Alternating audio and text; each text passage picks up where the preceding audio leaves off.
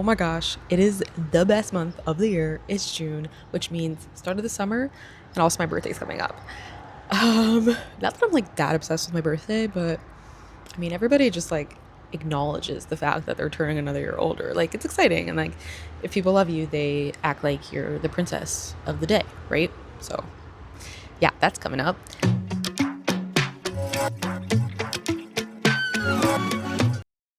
Hi from Montenegro. Yeah, if you haven't heard of it, it is a little country in Eastern Europe. It's literally, I mean, like we're staying on the coast of the Adriatic Sea, which is a sea that isn't really Croatia and I guess Montenegro. And I am surrounded by beautiful mountains. So there's literally sea, beautiful mountains. Everything's just perfect. And I'm like, you know what? It's just going to be a little book chat outside in the sun. Well, with my nice little shade, because it is way, way too hot to be sitting in the sun. I actually tried. It's also so freaking hot. Like I might burn out here. And I was like, nope, can't do it. What's really cool is there's a bunch of like paragliders or parasailing, and they're just chilling. Like you could just see the parachutes just right there. So it's a cool place. I recommend. It's not that expensive also. Staying in a pretty decent Airbnb. Like I said, like under 10-minute walk from the sea. So that's going to be the next 2 weeks of my life, and I'm very excited. But about books, I mean, let's acknowledge the fact that we just finished a month, and how many books did I read? Probably the most amount of books I've ever read in a single month in years. Years. Funny because, like, you're going to see all the reflection of everything that's going on in my sunglasses. So, yeah, I guess we'll, like, see my setup a bit, which is, I don't know how much I like that, actually. Kind of weird, right? Should I try without sunglasses? I could try. Hello. Wow, this is really difficult. I'm just like, I guess I'm just not used to it. I have like super sensitive eyes, so I'm always wearing sunglasses, basically. That's like how it works. But I feel like maybe there's a bit more of a barrier. No, really, it's just because you could see the reflection. So like, to me, that's just like a little weird. But yeah, I don't even know what I'm trying to say. Okay, should I like backtrack a bit?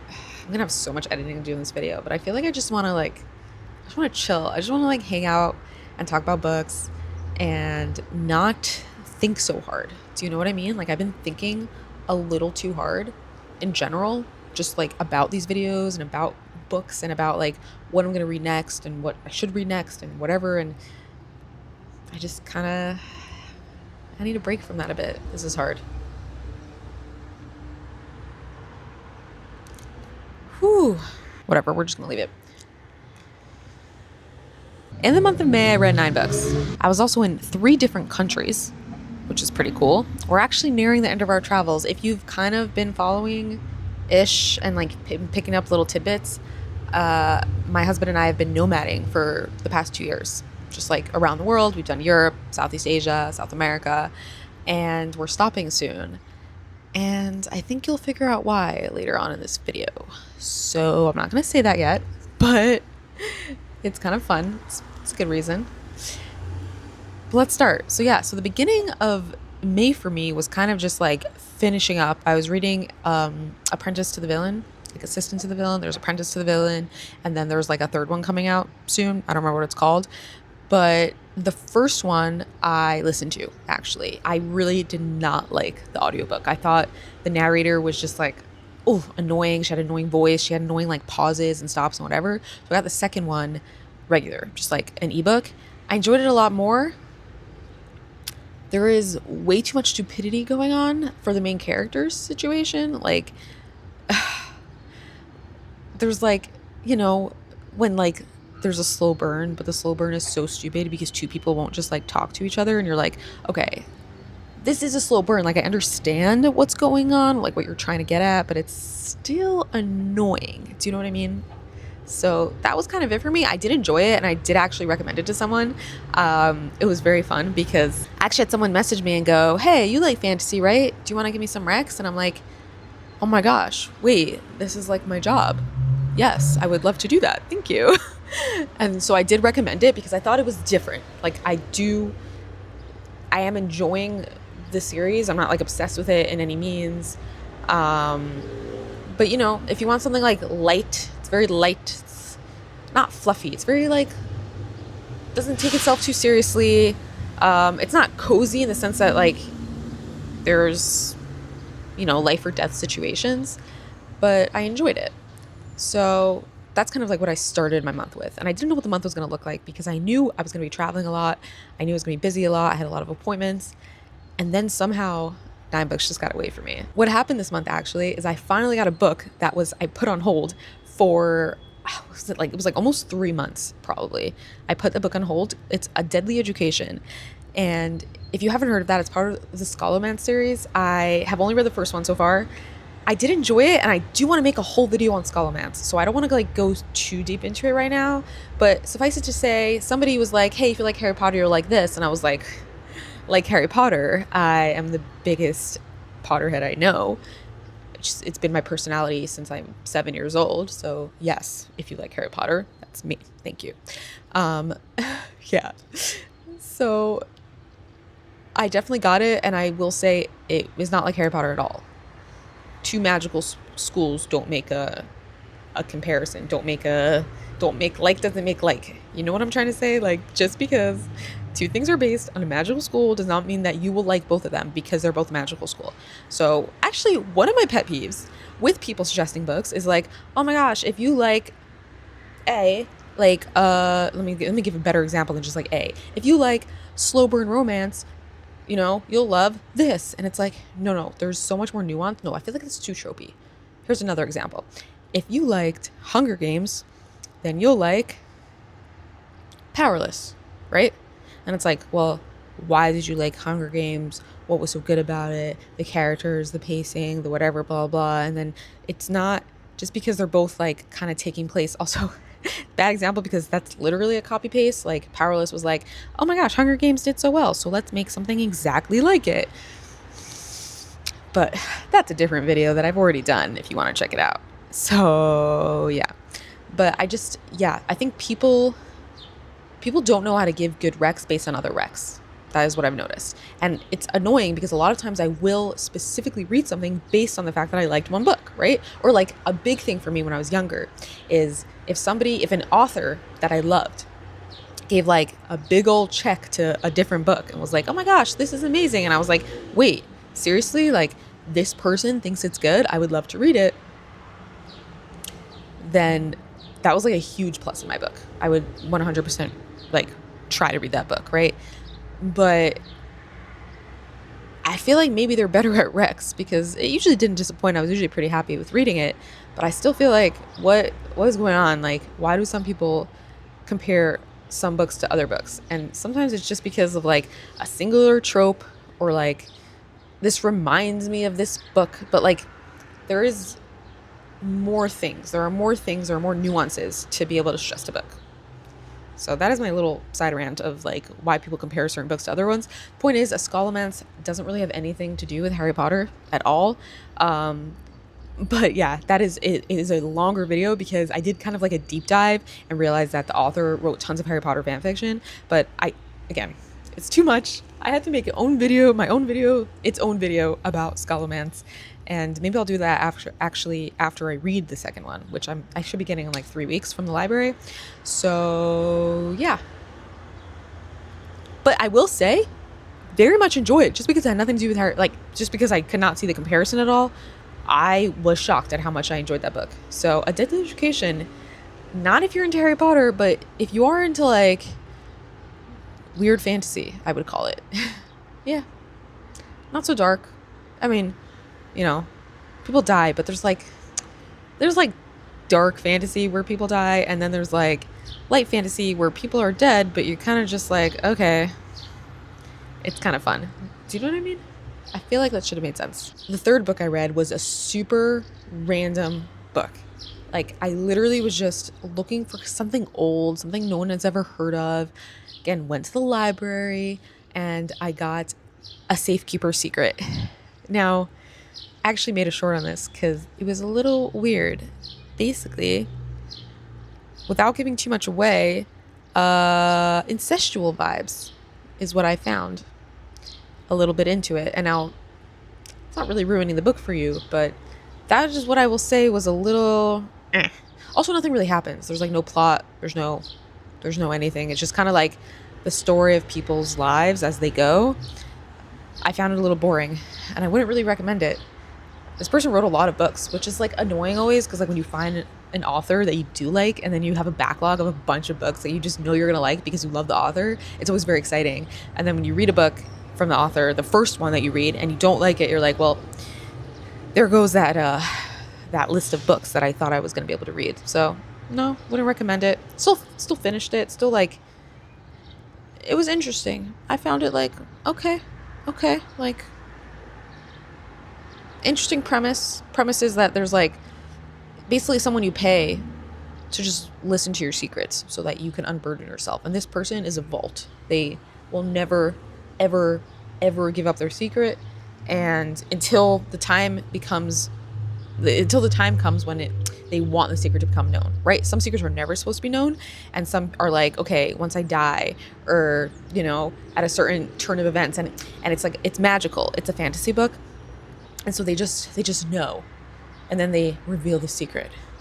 So there are secret keepers and there are truth tellers who just reveal truths all the time. That's like their thing. And people hate the truth tellers, by the way, because if you're constantly revealing truths to people that people don't necessarily want to hear, yeah, of course they're going to hate you. So yes, that was that book. Then I finished The Well of Ascension, which is book 2 of the Mistborn series. I am loving the Mistborn series by Brandon Sanderson. Still shocked that after it's been at least like 20 plus years of me being obsessed with fantasy, and I've never read Brandon Sanderson. Like, it's just kind of crazy. So my first Brandon Sanderson series, and yeah, Mistborn gets like 2 thumbs up for me. I didn't finish the series yet. I'm waiting to finish the series to then like make a video on it, but I understand the hype. Go Brandon Sanderson, Then kind of after I finished A Safekeeper's Secret, because The Well of Ascension I was reading over like a weekend, and The Safekeeper's Secret was on my Kindle and whatever, and it's like my Kindle books are separate from like the real books I read, because I mostly read Kindle ebooks, except on the weekends. So I needed something like that I knew I was going to enjoy. And I actually wrote a video on, I made a video on this recently about, when you just read a bunch of bad books and you just like want books that you know are going to be good. And that was like a bunch of books that were from like your childhood or my childhood that I just are amazing and that still hold up to this day. When I read them, I'm always like super happy to be reading them. That's this video, if you want to check it out, by the way. Just some good old goodies. But I also knew a book that I've never read before, part of a series that I would love, is Discworld. Now, I should make a video about Terry Pratchett's Discworld, but I feel like I would not be able to do it justice. Like, that's my problem. I feel like I can't talk about Discworld well enough, and that's just like upsetting, because he is brilliant. He's brilliant, and I'm gonna have to do so much research to really try to give over like what is so amazing about Discworld, because I feel like not enough people talk about it. I mean, he's huge. I mean, he unfortunately died. Sir Terry Pratchett. He's just like such a wonderful, deep, comedic writer. Like, every time I'm reading something and he does it again, and I'm just like, how are you this good? So I literally back to back read 2 Discworld books. They're not the same. They're like, you kind of read each one on its own. They're different characters. There's not really like a chronological order. So they were just 2 unique Discworld books, but Terry Pratchett's like vibe coming through was so strong, and I just felt good afterwards. And sometimes you just want to feel good after you read a book. Sometimes you just want to feel good. Honestly, I always want to feel good after I read a book. Why would I not want to feel good after I read a book? It doesn't make any sense. So yeah, so I read Eric and the Truth. Two totally different. They also, he has like Discworld books, and there's like 40 plus of them, I want to say, and they're like sub-series with like the same characters. So Eric is part of the Mort series, like about death, or I would say the death series, not the Mort series. I think the first book in the series called Mort, that's why I said that. And then The Truth is the Industrial Revolution series, which was all about like the first newspaper, and like the deepness, the way he makes you think and laugh at the same time is just, I don't know a single other author that can do something like that. And it's honestly really amazing. Like I admire him so much. I wish if I could be like a writer. He's just so deep. I feel like I'd want to be like Terry Pratchett. There's other writers I'd probably also want to be like, but Terry Pratchett is just, yeah, Terry Pratchett. So both of those books. And now, the interesting thing about reading is that you can usually tell what someone is like, right? Based on the books that they like to read or based on the books they are reading. You can kind of tell what stage of life they're in. You could kind of learn something about someone based on the books that they're reading, right? So I read Expecting Better by Emily Oster. Now, it's a book on pregnancy. Can you guess anything about me based on that? Yes. Preggers. So that's why I'm stopping to travel, which is very exciting, but also I'm going to miss traveling a lot. But it's time to maybe find a place to put down temporary roots maybe, and then if we get so bored, we'll continue going. But I basically read that book in 2 days. I was shocked. I've never read a nonfiction book so fast. So fast I read the nonfiction book, and I was just shocked at how well written it was.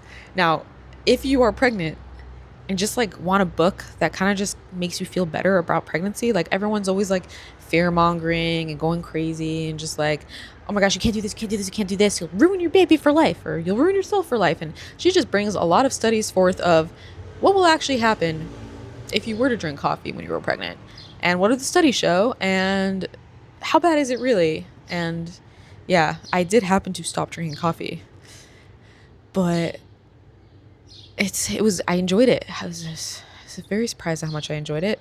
So much so that I thought I was going to read this book and then immediately want to go back to reading fiction. But I actually read another pregnancy book right after, like a hypnotherapy, which has been my dream, just to be like, oh, giving birth, pop, there goes the baby, and just be in no pain whatsoever. So maybe reading the book will make that happen.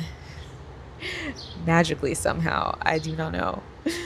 But yeah, so read those 2 books kind of back to back. Hypnotherapy took me a little longer to get through. It was not badly written. I guess it was just less interesting maybe, because it was a lot of like flowy hippie and whatever. And now trust me, I am a hippie at heart. Like, ooh, do I love that like free nature flowy feely thing. But it was kind of repetitive, I felt a little bit, and also not as practical as Emily Oster's Expecting Better, because hers was just like immediately you could kind of, understand what you can gain from what you were reading. Like, should I or should I not lie on my back, right?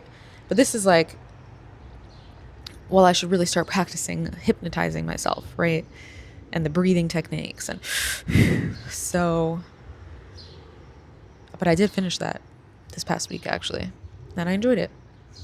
I mean, if you're pregnant and you want to find out what hypnotherapy is about before you like pay for a class, it's not a bad book actually to read. I had to wait a really long time at the library for it. And yeah, like, are we already just feeling so overwhelmed by the amount of books I read? Because I am. I'm like, there's so many books. And then this weekend, literally yesterday, I finished my last book. March 31st, finished Tris. It's a Redwall book. There are these old books written by Brian Jocks, or Jock. I'm assuming his name is actually Jock, right? Not Jocks. But I've heard of them for sure, and I must have read them when I was younger, but I can't recall actually what it's about. But I picked this up for $1, I think, in Buenos Aires, because I'm like, I need a book to read. And we were in Buenos Aires in March. So I've been carrying it around with me. I haven't had a chance to read it, to finish it, whatever, blah, blah, blah. I had some Airbnbs that had other books. So like, whenever there's an opportunity to read a book that I don't actually own, I'll like get that one, because I'm only carrying around up to like 2 books with me at a time. My husband carries another 2 books. So between us, we have 4 books, but we go through them not so slowly. So I like to like preserve them. But yeah, basically I just finished it and it was cute. It was very, very juvenile. So like 100% recommend it for like tweens or younger. Not even tweens. They want to read YA. But A, boys and girls for sure both. And B, was written from the perspective of animals. Like the animals are characters, which is really, it's really fun actually. And they all talk with really interesting accents. That is a loud truck. Hold on. Just want you to be able to hear me. Remember one time when I filmed outside and there was just the sounds of birds and the leaves and the wind and it was so nice. But now my Airbnb literally looks over the street, so it's just so loud. But honestly, totally worth it. I'm gonna have to show you this view. So yeah, so it was fun. It was fun. I enjoyed the read. The ending, like, and then it's kind of like a bunch of different groups of people all embarking on their own adventure that all end up coming together as one at the end. Not like one person. They all end up meeting, converging, paths converge. So I actually enjoy books like that a lot, because you're always like, wait, how are these two people going to end up together? How are these four groups going to like find each other? And then they somehow do. And you know, you read books and they're just like so wildly different. So yeah, so it's always like a fun adventure. And basically, yeah. So that was fine. And then when I finished that book, I was like, did I just finish 9 books?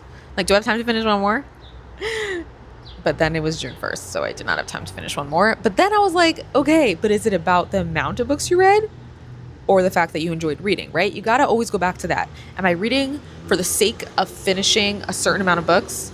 It's like, this video doesn't end until my TBR gets all whatever. And I'm just like, are you enjoying that though? Or is it just like you feel like you have to?